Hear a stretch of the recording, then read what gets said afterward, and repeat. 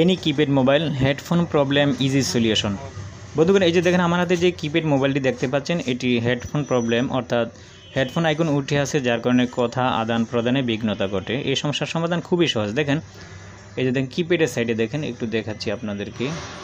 এই যে কিপ্যাডের লাইট, এগুলি হল কিপ্যাডের লাইট। এই যে দেখেন 5টি লেগ দেখা যাচ্ছে, 2টি 3টি 4টি 5টি, এটা হলো হেডফোন সকেটের লেগ। ঠিক আছে, সর্বডানে নিচে দেখেন যে লেগটি আছে, এটি পজিটিভ লেগ।